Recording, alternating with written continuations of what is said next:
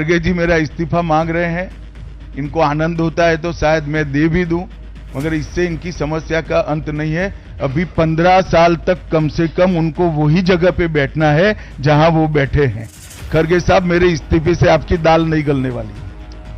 आखिर देश के गृह मंत्री को क्यों कहना पड़ रहा है कि वो खड़गे साहब के आनंद के लिए इस्तीफा भी दे देंगे? दरअसल राज्यसभा में संविधान पर चर्चा हो रही थी।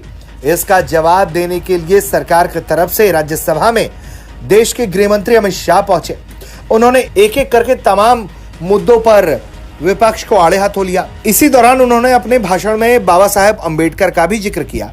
इसी को लेकर देश के गृह मंत्री अमित शाह पर आरोप है कि उन्होंने बाबा साहेब अंबेडकर का अपमान कर दिया है। देश में जो विपक्षी पार्टियां हैं वो लगातार उनसे माफी मांगने की मांग कर रही हैं, उनके इस्तीफे की मांग कर रही हैं। वहीं देश के गृह मंत्री का कहना है दरअसल उन्होंने बाबा साहेब का अपमान नहीं किया है और बाबा साहेब का अपमान शुरुआत से ही कांग्रेस करती आई है और अब भी उनके बयान को गलत तरीके से तोड़ मरोड़ कर पेश किया जा रहा है।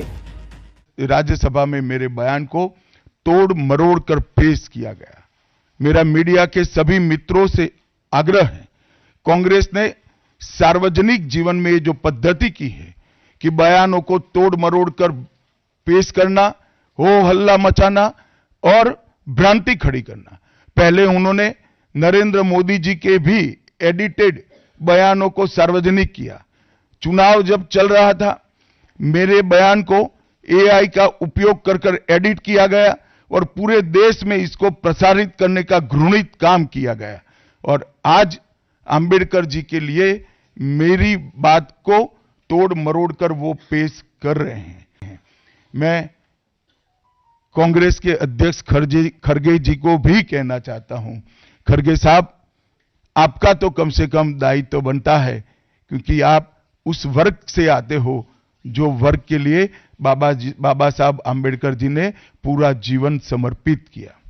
आपने कम से कम कांग्रेस के एक कुत्सित प्रयास में सपोर्ट नहीं करना चाहिए था। मुझे बड़ा दुख है कि आप भी राहुल गांधी जी के दबाव में इसके अंदर शामिल हुए हो। गृह मंत्री का कहना है कि वो कानूनी कार्रवाई के विकल्प को भी देख रहे हैं कि जिस तरह से उनके बयान को तोड़ मरोड़ कर जनता के सामने पेश किया जा रहा है, अफवाह फैलाने की कोशिश की जा रही है। विपक्ष के इस मंसूबे को सफल नहीं होने देंगे।